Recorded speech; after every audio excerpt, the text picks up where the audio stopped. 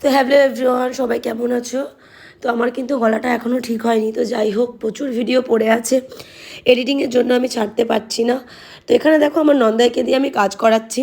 তো হ্যাঁ, এটা আমার ছোটো নন্দাই, এই জীবনে প্রথম মানে কিছু একটা কাজ করছে। মানে ওকে কোনোদিনও আজ অবধি আমরা কাজ করতে দেখিনি বা করেও না, রান্নাবান্না তো বাদই দিলাম। তো যাই হোক, এখন এই রাত 10টা বাজে। এখন আমাদের ইচ্ছা হলো আমরা এখন ফ্রায়েড রাইস আর চিকেন কষা বানাবো। আর এই পুরো খাবারটা কিন্তু খাওয়াচ্ছে আমার ননদ, মানে ছোটো ননদ। তো কী আর করা যাবে। তো যাই হোক, ওখানে দেখো মাংসগুলো টুকরো টুকরো করে কেটে নিচ্ছে। এইগুলো কিন্তু রাইসে দেওয়া হবে ভেজে, সেটাই আর কি দেখাচ্ছে। আর আমার এখানে ননদ কিন্তু ফোনটা ধরে রেখেছে, আমাদের ক্যামেরাটা করে দিচ্ছে। আর আমি দেখাচ্ছিলাম, বলছিল যে বৌদি দেখো তো সাইজটা ঠিক আছে নাকি চিকেনের টুকরোটা। তো আমি বললাম যে হ্যাঁ, চিকেনের টুকরোগুলো ঠিক আছে। তো অনেক কিছু আমরা হাসাহাসি করছিলাম, পেছনে লাগছিলাম, কারণ জীবনে ফার্স্ট তোমার হাতে অন্তত চিকেনটা টুকরো করছো, এটা আর কি খাবো তোমার হাতে। আর সবারই বাচ্চা ছোটো, আমার বড় ননদের বাচ্চা ছোটো নিয়ে আছে, এদিকে আমার ছেলেও উঠে গেছে, আর এটা আমার বড় নন্দাই। তো মিলেমিশে খুব ভালো মজা করছি আমরা। সত্যি কথা বলতে ঘরে লোকজন আসলে তো খুবই মজা করতে ভালো লাগে। আর আমার গলার অবস্থা সত্যি তোমরা একটু জানা থাকলে বলো যে কিভাবে এই গলাটা আমি ঠিক করব। বেশি কথা বললেও গলায় ব্যথা লাগছে। আর যারা যারা এখন অবধি আমাকে ফলো করোনি তারা প্লিজ ফলো করে দিও। আর তোমাদের যদি আমার ভিডিওটা ভালো লাগে অবশ্যই লাইক, কমেন্ট আর শেয়ার করে দিও।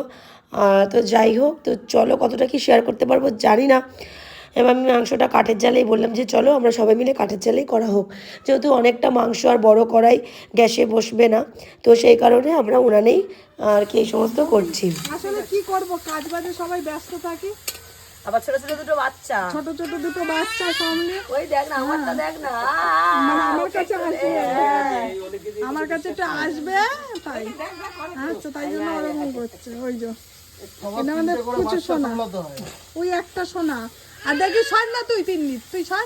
ওই যে যেটা বসে আছে সব থেকে ফাঁকিবাজ, দেখো। এই না রে, আজকে দুপুরবেলা অনেক কষ্ট ও মা তো করেছে ফাঁকিবাজ। কই দেখ মুখটা দেখা, কই মুখটা দেখাবি তো তোর।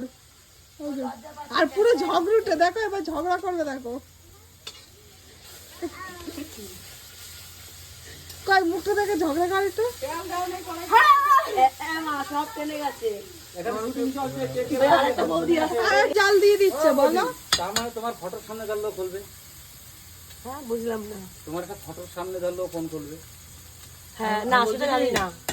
আমি বলছি এই ভিডিওটা একটু করো, করে একটু দাদাকে পাঠাও। আর শোনো না, শর্ট করে এই যে দেখো তুমি তো বাড়িতে এগুলো একটুখানি কেটে আমাকে সাহায্য করো না তো, তাহলে এখানে কাটছো কেন? দেখো বৌদি আমাদেরকে ডেকে সবসময় খাওয়ায়, আমাদের উচিত বৌদিকে সব করে গরমে খাওয়ানো। খাওয়ানো বাইরে গেছে, উল্টে গেছিল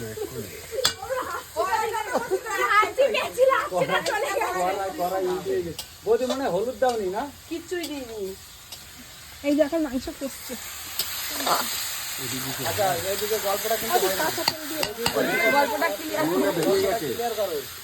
আমার ফোন লাগালে হয় না না, প্রথম থেকে কেন, এখান থেকে বলো। এইদিকে তাকাতে হবে তো, তাকাই কথা বলতে হবে তো।